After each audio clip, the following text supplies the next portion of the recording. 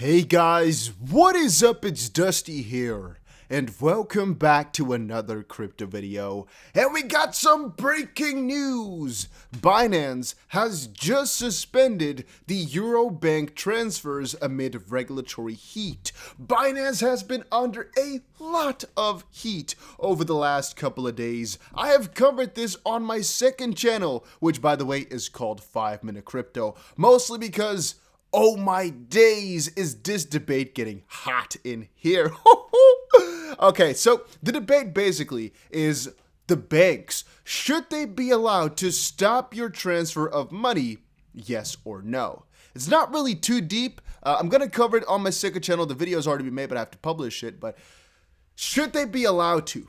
The argument for yes is because they're trying to protect you. The argument for no is because it's your money. You can do with it as you please, and they might just be scared that their Bitcoin stuff is taking over the banking sector, leaving them with no real spot in there anymore. And so, well, let's just take it off, right? And another part, of course, is just regulations as a whole. I mean, right now, Binance has taken it off themselves amid some regulatory heat. Multiple different places have been kind of lunging complaints against Binance, and we don't know if they are rightfully so just quite yet. All we do know is that Binance has a Byzantine structure, meaning they are set up in a lot, like 50 different countries without a formal headquarters, and in all countries they are operating, they might get a complaint from the specific authority that they don't have the proper license to operate there.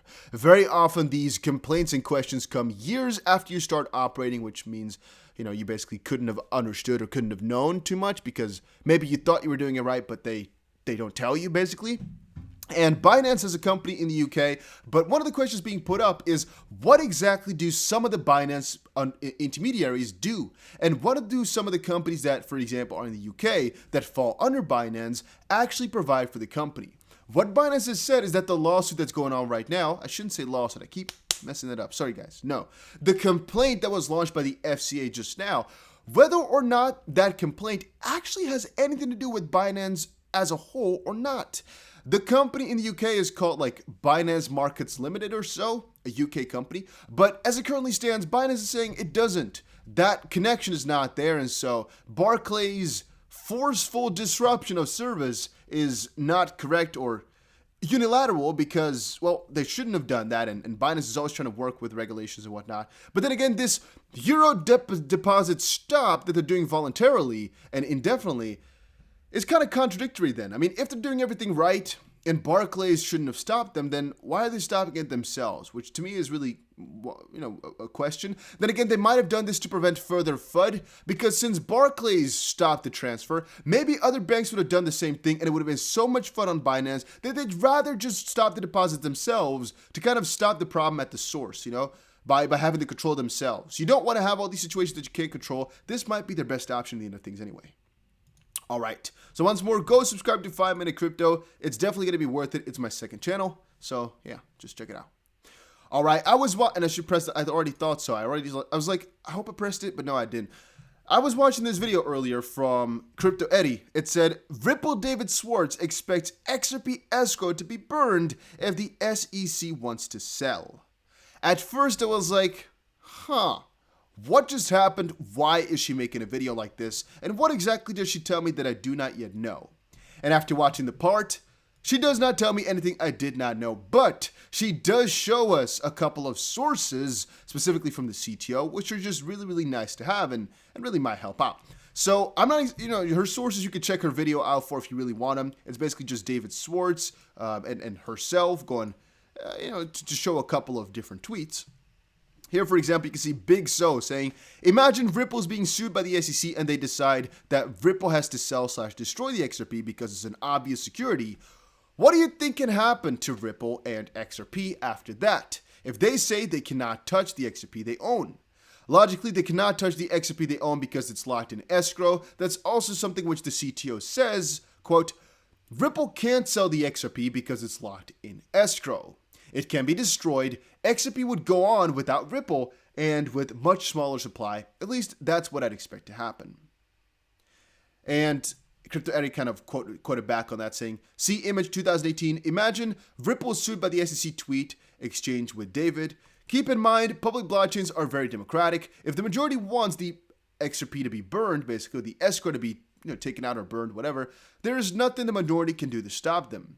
The SEC is a minority, not in control. And here's another one, I believe. Yes, here we go. All right, so she basically just quoted some from David Schwartz as well, but it's important to understand. December 2nd, 2020, David Schwartz posted, improving public blockchains is like a fine wine. It takes a long time before it's ready to enjoy. Today marks a major step for Ethereum 2.0. Congrats to the Ethereum community for the launch of the Beacon chain. And to that respectable achievement, I must quickly say here, the Swiss Signum Bank has become the first bank to offer Ethereum 2.0 staking. Who would have thought that all this stuff would go so fast? I remember the Beacon chain launch, really big ordeal, people were really happy about it. All of a sudden, a freaking bank is allowing staking for this Ethereum 2.0. How crazy has the world become? Even though I believe Bank of America is also running a validator for XRP, this still gives me a bigger surprise. I don't know how. It's the first official bank like that to run Ethereum staking. Man, I don't know. It just feels really odd to me. Even though it's not the first time they allowed staking for anything, and once more, the Bank of America already runs a XRP validator, if I'm not mistaken, which I might be, it's still something rather cool, in my opinion. All right, so all of that. So somebody asked a question, which he most likely deleted. I think this guy then. Yeah, he most likely deleted his tweet. The Ford Model T was technological triumph that enabled visionaries to imagine the... Oh, no, he's in the middle here. Whatever, let's skip this one. Unrelated question. If nodes, validators, and the community at large got together and we agree that it's better for the community to burn the 50 billion XRP Ripple has in its escrow, would that be possible? And this question has actually been asked to me a couple of times, and I always reply in the same fashion, but I never really thought about putting the link there to what if the SEC were to come to agreement with Ripple that they had to hand over all the XRP in escrow. What if the SEC decided that this XRP that Ripple has is a major factor for considering them a security, and it just has to be dealt with, otherwise it's all going down the shithole? Now, what if, right? Would that be possible? And David Schwartz and even I could now answer saying yes. There would be nothing Ripple could do to stop that from happening. Public blockchains are very democratic. If the majority wants a rules change, there is nothing the minority can do to stop them. And that's a key part here to understand. There is nothing that Ripple can do about this. Things change, however, slightly. If, for example, we go over into these federated sidechains and we get private ledgers to come up, since these might be permissioned, there's different rules to those in some degree.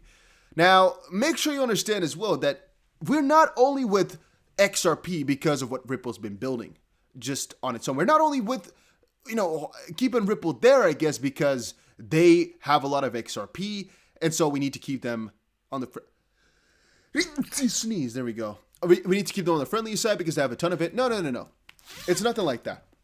We are actually keeping Ripple out there as well, partially because of the ecosystem they're building, and partially because I think, honestly, people like me are just so excited about the technology that's being built that you just kind of have to. Why? Well, think about this. I am not able to invest into Ripple directly, but through something like XRP, we are at least in kind of a partnership with Ripple in some way, because Ripple does do a lot of things for the XP ecosystem.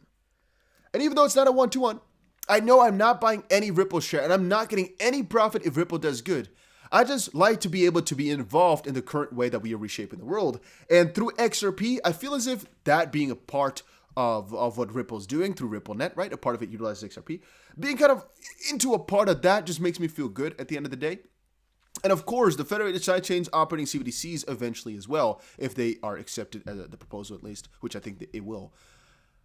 There's so many freaking capabilities. There's so many freaking options. I just keep getting more and more excited over the road that we are taking here. And guys, make sure you understand, there's so many things that people have put up as FUD that are just literally that, FUD. There's a lot of longevity in what Ripple/XRP is being, building right now, or is being built. And a lot of the allegations you see are just plainly not true or have no proper basis. But yeah, that's my vision on these things. And I don't know. I'm just also really bullish, and I've been for a really good while. Mostly, I think, because I've done my research on a good little bit of these things. But yeah, throughout the next couple of days, I'll be posting more and more research things as well. More and more in-depth about the XP Ledger 2. A lot of cool stuff is going to be coming. So make sure you press that like button, make sure you subscribe, and I'll see you guys again in another crypto video a little bit later today.